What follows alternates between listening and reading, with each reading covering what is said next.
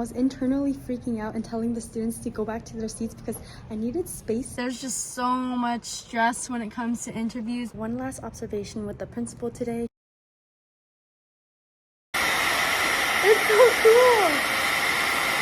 There are 3 more days of student teaching for me, and I'm doing a lot of last-minute planning. I had my math lesson all planned for today, but we didn't know what we were doing for language arts, and we just figured out how to work science just now. For math, I literally just look at the teacher's manual and then write it all out again. Even though this takes longer to set up, it helps me review what I'm teaching, and I leave a blank to fill in the student's name. Instead of using the leaf in the book, I literally picked a leaf off of my tree. Every time that our students have the math book open, they're always doodling in it, so I just have to project my work and then make them work on their whiteboards instead. After the students are done diagnostic testing for today, we're going to work on point of view. It's going to be an excerpt from Winn-Dixie, which is perfect timing because we just finished the book last week. Since this book is first-person point of view, I'm going to go over each sentence and describe whether it's going to be an observation or interpretation. It's going to be a busy day and the weather is predicted to have a storm soon, so I think a lot of students are going to be absent, but right now there's not much rain. I was really hoping to get perfect attendance because I really want a picture with everyone before I leave. Last week there were a bunch of students sick, so I'm really hoping that they come so that I can say my last goodbye. You can't go backwards. I did a horrendous job explaining observation versus interpretation, and then I ran out of time because lunch came by so quick. When the kids come back, I'm going to make a T-chart to better explain it, like observation, the kids wearing red, blue, whatever. Interpretation is like the kids happy. We also played a new game today after the kids were done with diagnostic testing. I put these smelly dots in a bag. There were 10 of them. The students sit in a circle and they roll the dice. They have to try to get a double, and if they don't get a double, they'll pass it on. But once they do get the double, they would be able to take the bag from the center, and if all the bags are all gone and another student gets a double, they can steal the bag from another student. Science was really fun, and the students kept lining up to test whether or not their wind turbines would reach 2 volts on the voltmeter. When it was time to switch to lighting up the LED, I forgot how I set it up this morning. So I was internally freaking out and telling the students to go back to their seats because I needed space to think about how the circuit would go. But I finally got it at the very end and we were able to see some light shine. Tomorrow, all the students will get to test whether or not their wind turbines will be able to light up the LED. I also have my final evaluation today with my clinical supervisor. So that means that graduation is coming soon, and I took pictures with not even almost all the kids, but a good handful of the kids, and I wish I could show you. It's going to be my last memories with them, and I have one for myself and one for them. I just found out that the district I really want to work at is a one and done when it comes to interviewing, as in if they reject you one time, they're never going to take you in again. I still have hopes that I can get in, but I gotta mentally prepare myself for anything else that's out there. There's just so much stress when it comes to interviews. Some districts just ask you questions, and then other districts make you do a demonstration lesson. During my final evaluation with my clinical supervisor and host teacher, she was telling me how much I grew as an educator from observation 1 to now. She said that one of the best things about me is that I'm always looking for feedback in order to improve. And my host teacher, she's so sweet. She was talking about how I show genuine care and love for the students, which is something that you can't teach in a teacher. And it reminded me of earlier when I was teaching the point of view with observations and interpretations. I made the students list observations about me and what they can interpret about me. When it came to the interpretations, they were listing the sweetest things ever, like joyful, calm. When the students said calm, that really surprised me because that's something that my clinical supervisor said a lot about me, is that I have a calm demeanor. I think I present myself that way when I'm teaching, but when I know I'm being observed, the insides are tingling and my heart is pounding. So it's just really funny how the students never notice that, and it goes to show that I don't really have anything to worry about, because one of the things that I worried about before student teaching was that if the students would judge me, something about being judged just makes me feel like tangled up inside. And it was just another moment of realizing that my love does show and that their love for me is there too. My clinical supervisor was also talking about how when it's my turn to have a classroom, the students would be very fortunate to have me. It makes me really excited to meet my future students, but the ones that I met from student teaching will always be in my heart forever.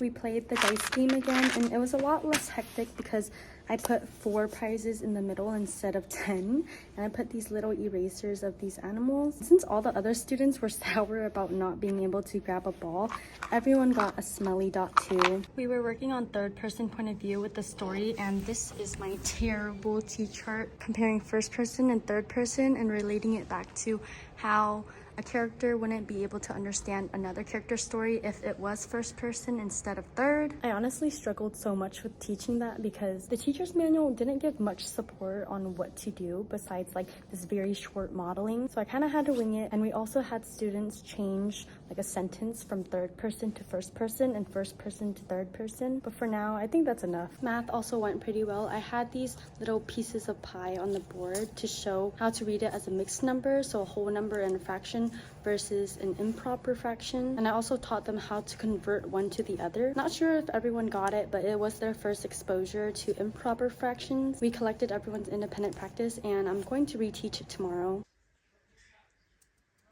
I'm starting this morning with a very heavy workout because my teacher donated a bunch of books for me, and I haven't worked out in a very long time. There's 2 giant boxes and this one right here. It's all filled, and the giant box. For the students' gift, I made them keychains with their names embossed on it. I also wrote each of them a letter, which I'm not done with, and it's my last day, but I'm going to put them all into this red envelope since this Saturday is going to be Lunar New Year's. I'm going to teach them a little bit about Lunar New Year's and show them that you have to hold it with 2 hands when you receive it. So this will have their letter and their keychain, and then I'm going to have them decorate my photo album. So each of them will get a little slot in the photo album, and I've been taking Polaroid pictures with them, so they're going to place it wherever they want, put their name, decorate it, possibly write me a letter so that I'll have memories of them forever. I have one last observation with the principal today. She's going to come in after recess, so I need to prepare for it mentally, but everything else should be good. I warned the students to be on their best behavior, but I also told them, like, just do what you've been doing because math has been really good with them so far. It's just pulling themselves together after having energy burst out on the playground. Oh my gosh, I thought I didn't have enough red envelopes for the students, but it was the perfect amount. And we had one student absent today, so I was just going to use his, but it all worked out, so I'm good. The SRSS letters for zones, we were supposed to... 2 kids started crying when it was time to say goodbye.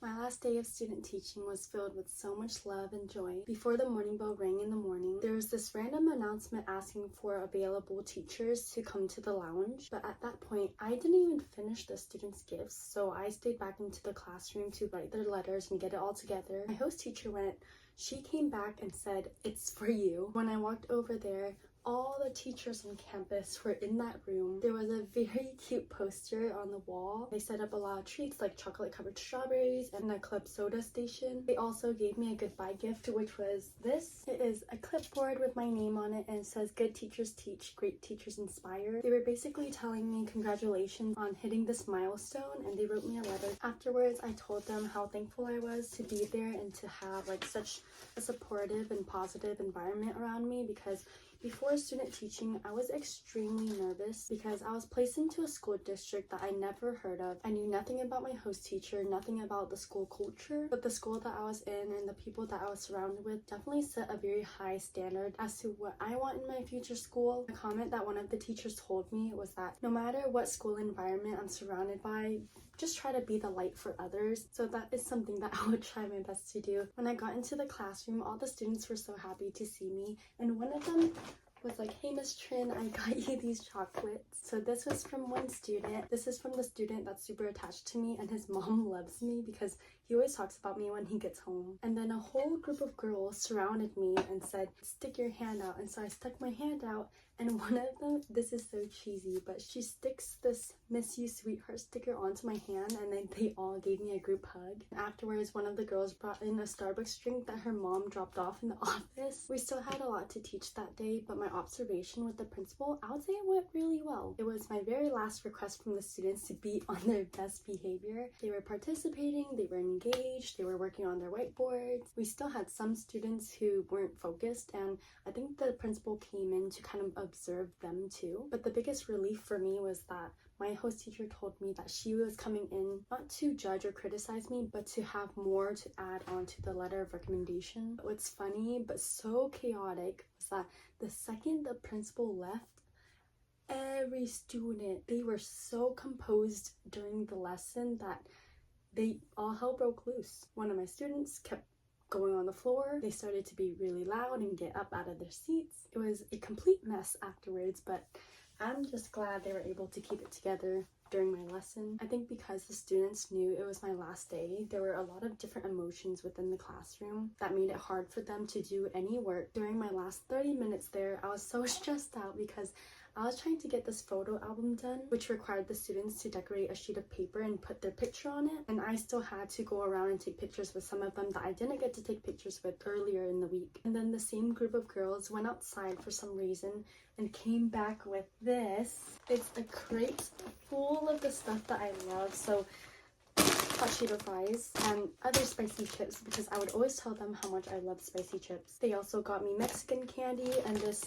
like, the mood octopus and a little Valentine's gnome. And they also found books from their homes that they wouldn't use, so they just added it onto this basket. And my teacher was telling me that they were planning this for a month. They were slowly bringing it to school so that I would never notice, and they kept it in the 3rd grade classroom. They are just the sweetest little things ever. Also, my teacher got me this teacher cart because every morning I'm lugging my bag and my body is literally like shifted to the left so that I can carry it with my books on my left hand. This will be so nice in the future. She also surprised me with this. So one of the weeks during student teaching, another teacher invited me to go watch her teach writing, which was actually a way to get me out of the classroom so that my teacher can work on something else. And that is a binder full of stuff that the students wrote. The students got a template and then they got to fill it out.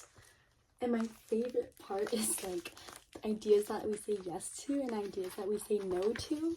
And some of the students wrote, like, for the no section is don't go to another school district. At the very end of this binder, I also put in all the art and all the letters that the students have given me during my time at student teaching.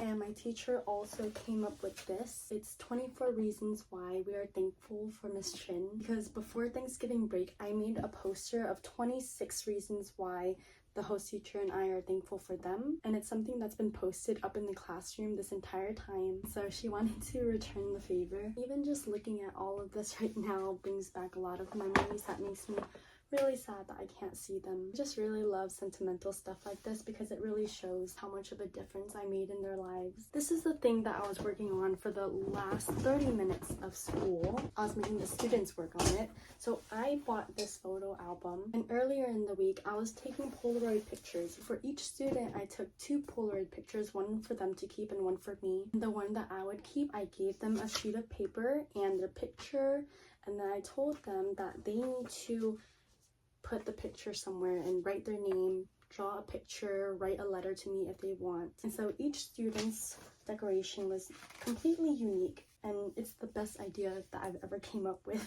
Now I can just keep all my years of teaching, hopefully, if I don't quit. There's still a few students who didn't turn theirs in though, so I'm going to have to come back and collect it from them. Another thing is, one of my students who I didn't think I had the best relationship with was sobbing, and so we couldn't take a picture together yet because he was not in a good mental state. And the reason why he was sobbing is because he was going to miss me. He didn't understand why I had to leave, so him and another student were like, can you please try to apply to this school? But then I told them, like, I don't get to choose the school that I go to, I can choose the district.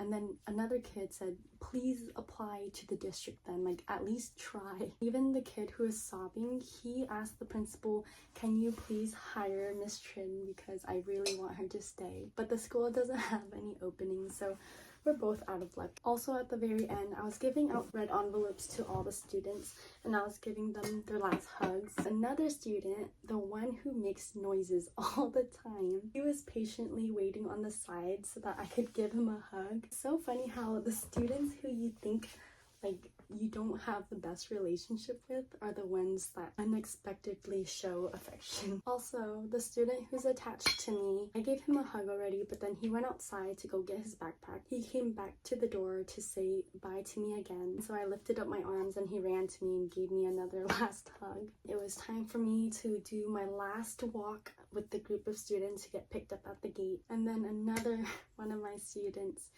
she started getting very teary-eyed, and she was the student who made me feel super welcomed and comfortable the very first day that I got there. And all the students at the gate gave me one last hug again before they left.